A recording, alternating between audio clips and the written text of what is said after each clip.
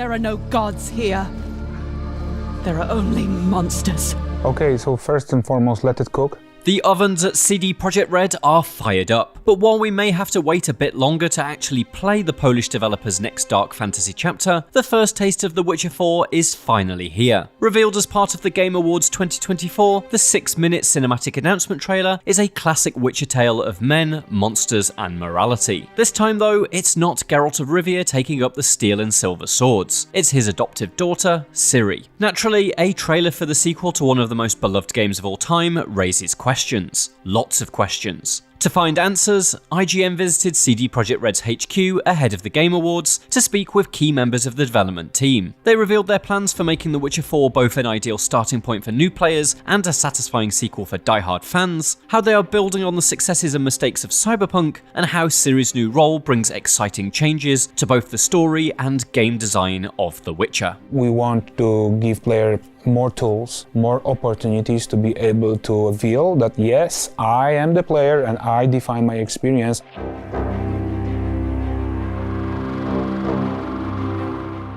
Witcher, whose coin did you take? The Witcher 4, it's evolution of what we did before, and it's the next journey, next step. Obviously, it's still open world action RPG. This is what we do here, but we want to apply simply every single lesson so far and raise the bar, and we are trying to make the best game we can possibly create. At the heart of this single-player RPG is a single protagonist, Ciri. A key character from both the Witcher books and 2015's The Witcher 3 Wild Hunt, this new game will be the first time Ciri takes on the protagonist role. We are introducing Ciri. Since I remember we've been talking about Ciri and how much she deserves her journey, and so kinda we are passing the torch. We are actually telling the new story, new saga with Ciri herself, with all the respect to the canon, to the previous games we've said before. Much like her predecessor Geralt, Ciri is a monster hunter for hire with long flowing white hair. But that's where the similarities end. Ciri is a very different person to the stoic, methodical Geralt, and that means The Witcher 4 will feature a different approach to narrative and character growth.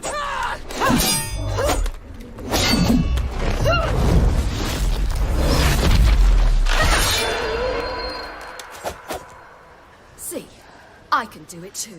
I would say she's the very organic logic choice. For me personally, it was always about her starting from Saga when you read it in the books. And she's an amazing layer character. She's younger, she had her opinions, she's rebellious about it, so the way she will fight, the way she will interact, the way she will feel, this all gives an opportunity to the player, for me most of all, to actually experience the world even more than it was possible before. And on top of that, you know, I love this grit in her. You know, like she's like almost obsessed with the way she lives. This is like really close to my heart when it comes to, you know, some moments that you have to go with your heart instead of always going with the calculated calls. And this is what I love in Ciri, that she's less calculating, followed by heart, by the passion, by the gut feel even.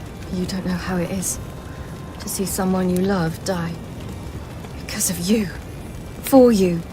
She's not neutral, she never was, right? So she always chooses something, so this is a totally different thing, and I think a bigger challenge for her, for the players that will experience the game with her, and for us also to push the boundaries. And we also want to let player try to define her, because she's way younger than Geralt. She's actually about to become the Witcher. She's about to actually form her own codex, but on her own terms. The way she actually deals with the monsters, the way she deals with quests, the adventures, it's her own unique way. She gives more room to be able to tell different stories here and there. We want to put player agency in the center. We want player to be able to really sense these opportunities and to go in depth when it comes to choice and consequences. This is my story, not yours. You must let me finish telling it.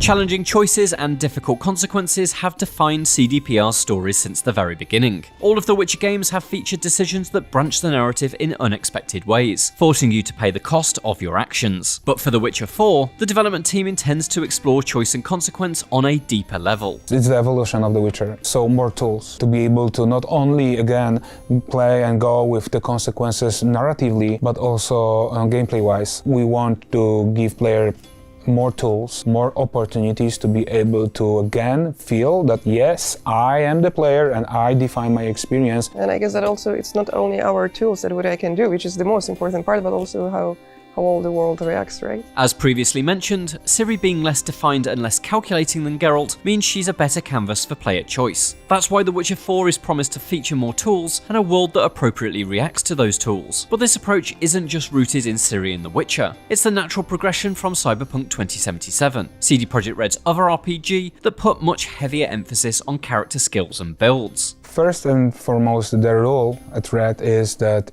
you want to apply all lessons learned from the previous games. This is what we do. So we know what we did better in Cyberpunk comparing into Witcher. For example, I believe the gameplay was more varied and it left more freedom when it comes to creating builds and being able to experience encounters in your own way. And this is something we definitely want to bring as a lesson, meaning that, let's say, Witcher Wild Hunt in mind, we want to improve on gameplay, but also we want to improve the element of the way you will be able to explore the world. We work in a way that it helps us to build a super coherent experience. To be very honest, I believe that Phantom Liberty already showed that, and this is something that we keep improving. Ultimately, we want to end up with the situation that the game is as coherent from the experience point of view as possible on all different layers. Not only main quests, but also sides, minors, adventures, everything that supports the way we want you to feel in particular moments.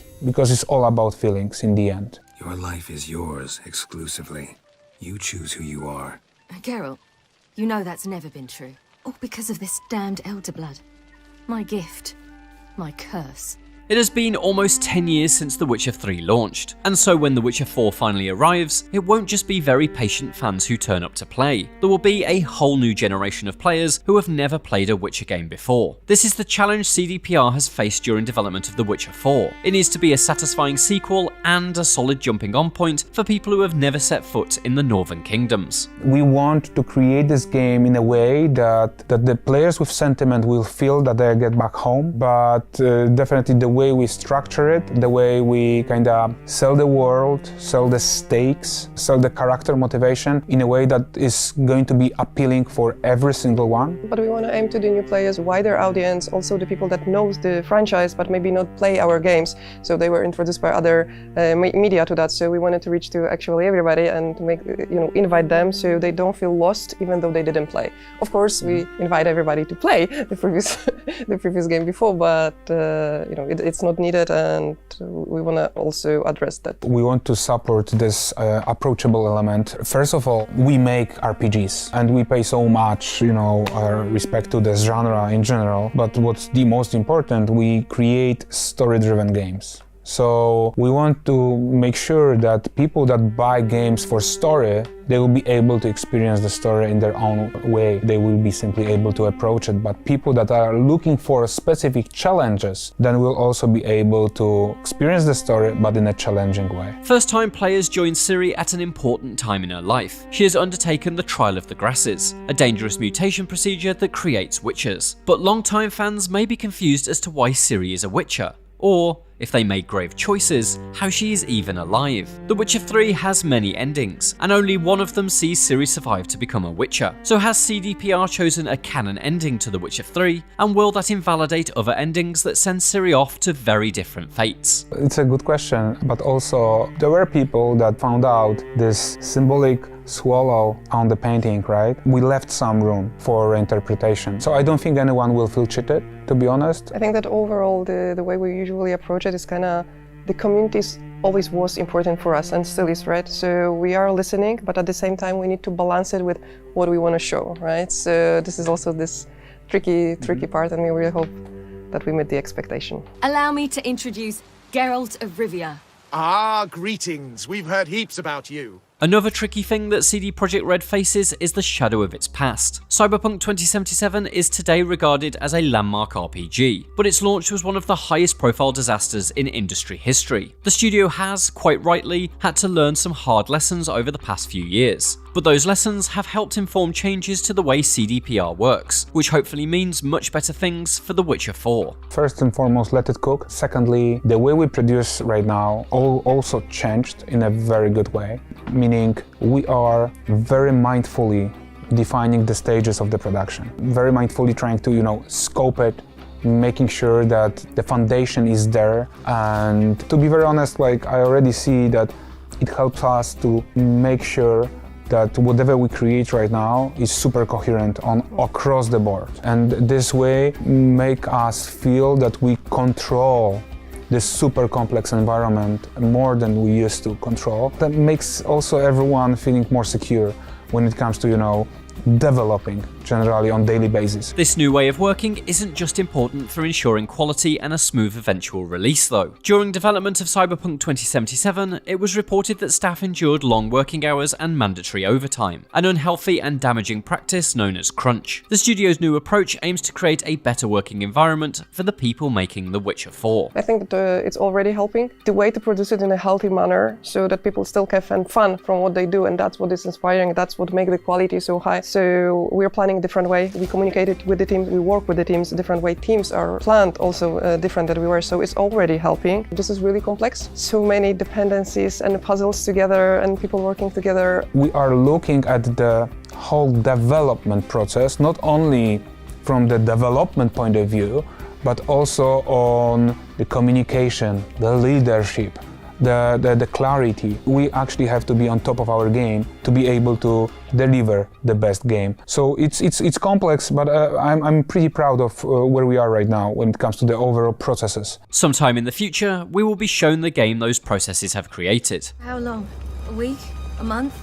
Right now though, all we have is a 6-minute cinematic trailer. But while it may be short, with no gameplay whatsoever, the entire trailer has been crafted with the aim of communicating the world of The Witcher 4 in a surprising amount of detail. Believe me that behind every single scene there was an intention. We were building it in a way to sell the very, very coherent short story in a way that you care, in a way that you understand more or less what this world is all about, understanding what the Witcher profession really is, how the world reacts. I guess that we also wanted to have the full experience. You can go, because this is, as we mentioned a few times, coming home for the old people, but this is introduction for the new audience, and also this is very for us important introduction of the protagonist. Also, world building here is a very important factor. So there's a 6 minutes of the message, and it's very layered message. Recommending to study each frame and think about that. For more from The Witcher 4, be sure to watch our story primer, created with the help of CD Projekt Red's own lore masters. And for everything else, stick with IGN.